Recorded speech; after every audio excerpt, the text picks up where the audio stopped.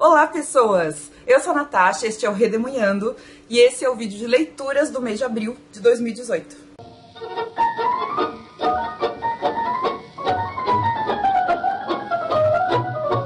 Como já está se tornando costume, abril não foi um mês fácil para mim, mas até que as leituras renderam e tiveram alguns livros bons, mas eu achei que abril foi o mês mais morno em termos de leituras para mim.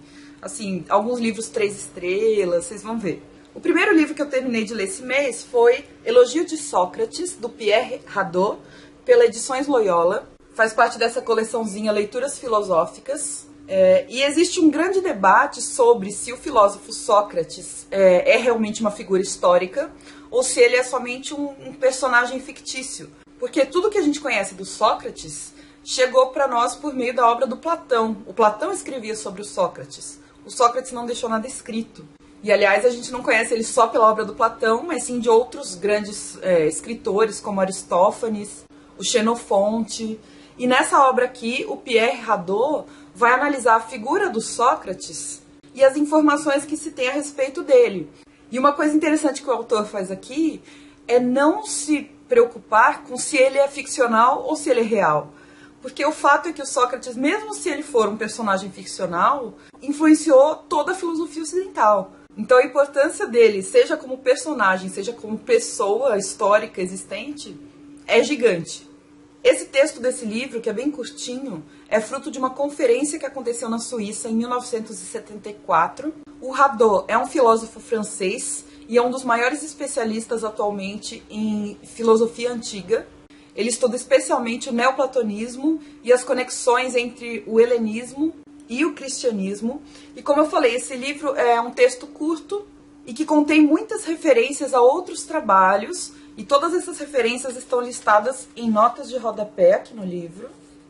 É um trabalho mais técnico do que literário, porque tem uma linguagem mais acadêmica, mais rigorosa, mas mesmo assim é uma leitura leve e interessante. O livro tem só 48 páginas. E além de falar da figura do Sócrates, ele ainda aborda alguns temas um pouco paralelos, como, por exemplo, o método que o Sócrates utilizava com seus, não discípulos, né, com seus pares ali, que é o método dialógico. A questão da ironia socrática é bastante analisada nesse texto. É interessante que ele traz algumas interpretações que o Nietzsche e o Kierkegaard fazem sobre o Sócrates. E ele faz uma comparação muito interessante da identidade que existe entre Sócrates e Eros. Então, foi um livro que eu gostei, trouxe bastante novidade para mim. Marquei bastante coisa, apesar dele ser fininho, eu acabei marcando bastante coisa. E foi uma boa leitura, recomendo. Essa coleção é muito legalzinha para quem gosta de filosofia. O segundo livro que eu finalizei em abril foi Mulheres, Raça e Classe, da Angela Davis, pela Boitempo. Esse livro é muito, muito bom. Eu li junto com o grupo Papo de Historiadores. Nós fomos lendo 2 capítulos por semana, então foi uma leitura lenta, apesar de também não ser um livro muito grosso. Marquei muita coisa mesmo, porque a Angela Davis é brilhante, essa mulher é brilhante. Enfim, eu vou fazer um vídeo específico sobre esse livro, mas só para dar um gostinho, é um livro de não ficção, de artigos. A Angela Davis é filósofa norte-americana e negra, e ela traz todos esses aspectos muito bem marcados nos seus escritos. Todos esses artigos que ela coloca aqui, que são 13 no total, vão perpassar a questão de gênero, a questão de classe e a questão de raça. Daí o nome do livro. Então ela é uma grande professora de como realizar a interseccionalidade que tanto se fala dentro do movimento feminista, por exemplo. Porque o que ela diz é que a experiência de uma mulher negra e pobre não é igual à experiência de uma mulher branca de classe média. Portanto, são coisas que têm que ser tratadas de maneiras diferentes. E ela analisa tudo isso historicamente. É muito interessante. Particularmente, eu amei o primeiro artigo. E os demais eu gostei muito. Mas eu achei que o primeiro artigo ele se destaca assim, de uma maneira brilhante. Enfim, eu vou falar melhor quando eu for fazer um vídeo só para esse livro. Mas já fica a dica que esse livro é maravilhoso. E eu já mostrei para vocês em algum outro book haul que eu comprei todos os outros livros que já tem dela aqui no Brasil. Que eu gostei muito. Esse mês de abril eu fiz uma releitura de não dos primeiros livros que eu li, mas um dos primeiros livros que me fez realmente me apegar à leitura, que foi o livro A Droga da Obediência, do Pedro Bandeira, pela Editora Moderna. um grande clássico das escolas brasileiras. Eu realmente percebi que eu gostava de ler quando eu li esse livro. É um livro policial feito para adolescentes, para jovens, porque os detetives da história são 5 adolescentes, 5 estudantes de um colégio de elite que se passa em São Paulo. Esse grupo de 5 alunos se autodenomina Os Caras. E os caras vão se reunir em vários livros. Esse daqui é só o primeiro de uma série, acho que tem 5 ou 6. Eu li todos, exceto o último que o Pedro Bandeira lançou faz pouco tempo, assim, relativamente pouco tempo, chamado Droga da Amizade. Esse eu ainda não li. Mas todos os outros eu cheguei a ler quando eu era adolescente. E é um livro muito legal, porque cada personagem tem uma personalidade muito diferente do outro. Então tem um que é o líder nato, o outro é um grande nerd com uma capacidade cerebral muito grande, o outro é um ator que tem a capacidade de se disfarçar muito bem, imitar vozes, sotaques. A moça que participa do grupo é uma esportista muito talentosa. E tem um menino que é o caçulinha, que é muito, muito esperto. Então, assim, é uma leitura deliciosa. Claro que na releitura, agora eu com olhos de adulta, né, consegui ver, assim, que não é um livro muito profundo em termos de enredo. Mas tem uns aspectos muito interessantes aqui que eu não tinha reparado. E eu só fui ver quando a gente foi discutir esse livro no Piquenique Literário de abril. Porque, excepcionalmente, em abril, o Piquenique Literário aconteceu em Taubaté, por ocasião de um evento literário. E o Pedro Bandeira estaria lá. Então a gente foi até lá.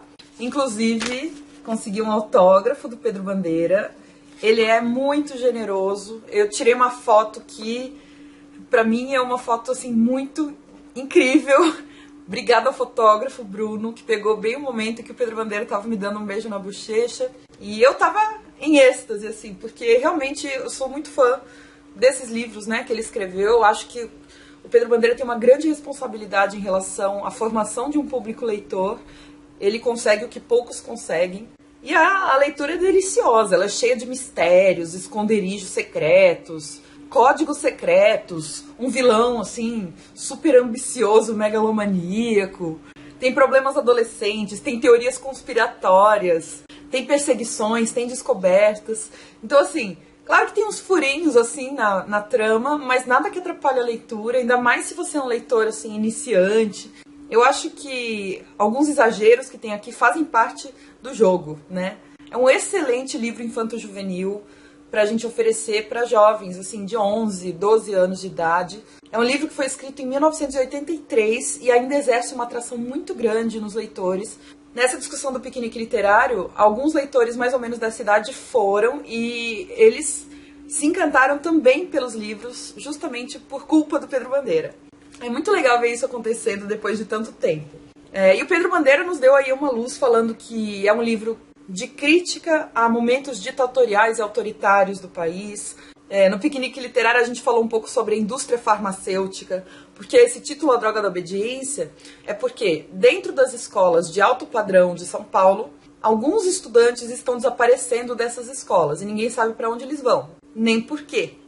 E aí aos poucos eles vão descobrindo que é porque eles tomam uma droga, oferecem uma droga para eles, eles ingerem e essa droga deixa todo mundo obediente. Então a ideia é de você tirar a criticidade da população, do jovem, para poder controlar todo mundo, né? Controlar a sociedade no geral. Muito, muito legal, recomendável, principalmente para um público mais infanto-juvenil. Depois eu li 2 livros para minha graduação em filosofia, Fundamentos Socioculturais da Educação, do Alessandro Mello, pela editora Intersaberes, e pela mesma editora, Teorias da Aprendizagem, um encontro entre os pensamentos filosófico, pedagógico e psicológico, da Maqueline Oliveira Gomes Nogueira e da Daniela Leal. Como sempre, esses livros aqui, eles são interessantes, mas eles são mais ou menos uma estrutura apostilada. Então não são leituras aprofundadas sobre um assunto, são leituras panorâmicas. Então esse aqui fala bastante de conceitos sociológicos aplicados à educação. E esse aqui fala de teorias psicológicas da aprendizagem. Fala do behaviorismo, fala da psicanálise, fala de Piaget, Vygotsky e assim por diante. Esse aqui foi mais novidade para mim, eu achei interessante. Até agora da faculdade foi um dos livros que eu achei mais legais, assim. Depois eu li esse livro, O Círculo dos Marré, do Georges Simenon, pela Companhia das Letras. Esse livro é mais ou menos lançamento, ele é novo. O autor Georges Simenon é belga. Ele nasceu em 1903 e morreu em 1989. Ele escreveu mais de 400 livros, eu fiquei muito abismada com esse número, sendo que muitos deles são protagonizados por um personagem chamado Comissário Maigret. Mas esse livro aqui não é com o Comissário Maigret, é o que eles chamam de um romance duro, do Georges Simenon, e foi publicado pela primeira vez em 1946, e pela primeira vez no Brasil só esse ano, em 2018. Conta a história de um homem que vai com sua família, sua esposa e seus 2 filhos, passar um verão numa praia, no sul da França. E lá acontece uma coisa e que ele meio que dá de cara com uma menina que usa um vestido vermelho que chama muita atenção dele. A menina, teoricamente, não tem nada demais, mas ele fica obcecado com essa menina. E toda a história vai girar em torno dessa obsessão. Embora não seja tão claro isso. Ele não fica falando da menina o tempo todo. Mas você sente que tá lá no fundo do pensamento dele o tempo todo.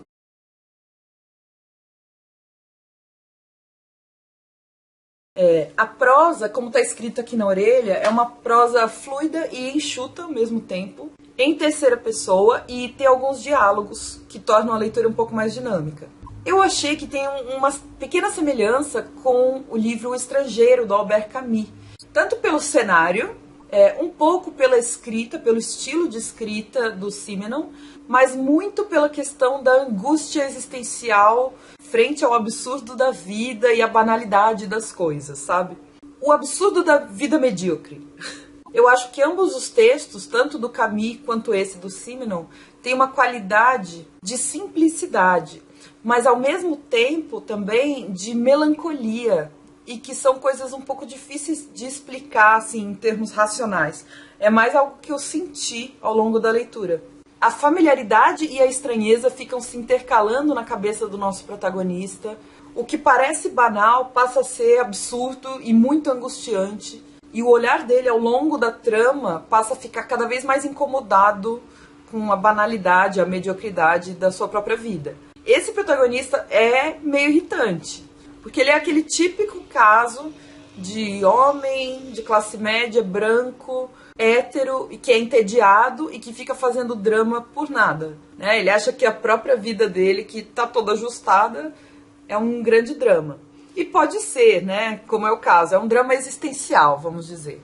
Mas não é só por isso que ele é irritante, é um pouco a... Eu não sei vocês, eu tô meio cansada de ver esse mesmo personagem se repetindo. É um personagem muito comum a gente encontrar. Existem algumas pesquisas por aí, eu sei sobre livros brasileiros, e que a grande maioria dos personagens dos livros brasileiros, de uns anos pra cá, são todos brancos, héteros, de classe média, escritores, então eles têm um pouco esse tédio da banalidade. Então eu acho que é um personagem um pouco repetido ao longo do tempo, por isso que eu também me irritei com ele. Mas é um livro que foi escrito na metade do século XX, que foi um século em que esse tipo de personagem se repetiu muito. Acho que tem que dar um certo desconto por conta do período de escrita. Mas, no geral, sei lá, um personagem um pouco batido, um pouco cansativo. Mas, fora isso, ele é um personagem manipulador, conivente com violências, ele é muito machista e ele é muito egoísta também. Então, ele é irritante por vários motivos. Apesar disso, eu gostei muito da escrita do autor, eu gostei bastante do clima que ele cria com o livro. Eu não sou uma pessoa que liga muito, assim... Tem muita gente que fala um livro para se ler no inverno, um livro para se ler no verão. E nesse livro eu senti que seria um ótimo livro para ler no verão, por conta desse clima de praia. E essa coisa melancólica, eu também... Me passa muito isso, quando eu tô no verão lendo alguma coisa, eu quero ler algo desse tipo. É bem o que a capa transmite, na minha opinião. Eu achei que a capa combinou muito, muito com o texto. Eu gostaria de ter lido esse livro perto do mar. E minha última leitura de abril, terminada, foi o livro O Gabarito, do autor Douglas Felipe, e essa é uma publicação independente. O Douglas Felipe é de São Paulo, mas mora em São José dos Campos, que é a minha cidade, e parece que ele publicou esse livro primeiro no Wattpad. E quem me prestou esse livro foi uma aluna minha do 2º ano do ensino médio, a Gabriele. Obrigada, Gabi. Ela gostou bastante do livro. E é um livro que tem como protagonista um menino de 20 e poucos anos, que mora em São Paulo, chamado Ciso. E o Ciso tentou 5 vezes a prova da FUVEST para tentar passar na USP. O sonho dele é cursar letras na USP e nenhuma das vezes ele passou. Ele trabalha num hotel, mas todos os seus últimos anos foram focados em estudar para o vestibular da FUVEST. Então a vida dele é isso. Então, como vocês podem ver, é um protagonista jovem. Eu não sei se esse livro deve ser classificado como um New Adult. Eu não sei direito essa classificação. Mas eu acho que é mais ou menos por aí, 20 e poucos anos, né? E apresenta todos os dramas que um adolescente ou um jovem adulto de 20 e poucos anos que não entrou na universidade e deseja isso, passa. No livro, o tempo todo, ele tá com os nervos à flor da pele, ele chora muito, ele se frustra com facilidade, ele se sente fracassado o tempo todo. Em suma, ele tá num momento inseguro. Tem hora que ele fica irado, tem hora que ele chora.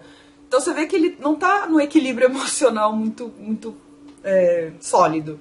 Dá pra ver que ele projeta os sentimentos dele em outras pessoas, nos seus amigos. Então, assim, é um livro que toca em temas importantes, como a rotina massacrante dos vestibulandos, a injustiça das provas de vestibular, o discurso meritocrático, que é muito naturalizado na nossa sociedade, ele questiona isso também.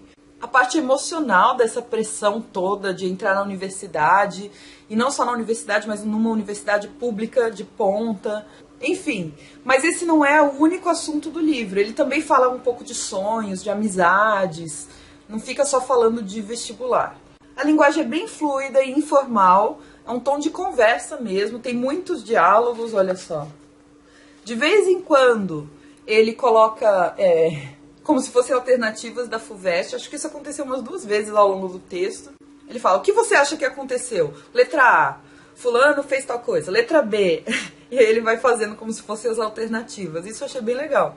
Eu acho que as pessoas que estão passando por essa situação de vestibular vão gostar bastante do livro, porque é interessante. E eu não sei se foi pelo estilo ou pelo enredo, mas eu achei parecido, me lembrou pelo menos, a Rainbow Rowell. Eu li anexos dela e eu achei, assim, na hora que eu comecei a ler esse, me lembrou. Eu com certeza não sou o público-alvo desse livro. Tem hora que eu achei, assim, um drama além do necessário, mas é claro que eu tô olhando isso, tipo, depois de ter passado no vestibular, depois de já ter feito um curso de graduação numa faculdade pública. Então, pra mim, não foi nada traumatizante. Mas eu sei que pra maioria das pessoas é. Então, assim, é uma leitura interessante que eu acho que combina ou que conversa com os estudantes brasileiros que passam pelo vestibular, mas não me emocionou pessoalmente. Fica a dica aí pra quem gostou do tema. É um livro bem escrito, tá muito bem editado pra ser uma edição independente, não achei nenhum erro, super bem revisado. Bem legal, nunca tinha ouvido falar desse livro. Obrigada, Gabi, pela dica e pelo empréstimo também. Agora ele volta pra você, já vou te devolver, tá bom? Gente, é isso, foi isso que eu li em abril. Foi bastante coisa, mas como eu falei, muitos foram assim, 3 estrelas. Vamos ver aí o que maio nos reserva. Espero que seja muito bom, espero ler livros que explodam minha cabeça e que entre pros favoritos. Tô precisando um pouco de uma leitura assim, muito empolgante.